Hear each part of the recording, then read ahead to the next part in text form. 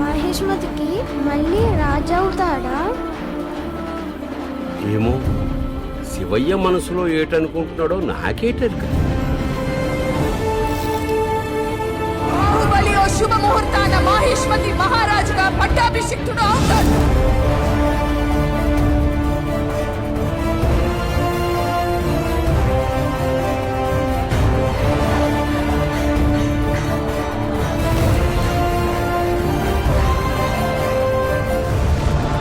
అర్జునుడు లాంటి రూపం, భీముడు లాంటి బలం, అభిమన్యుడు లాంటి పౌరుషం, రాముడు లాంటి గుణం,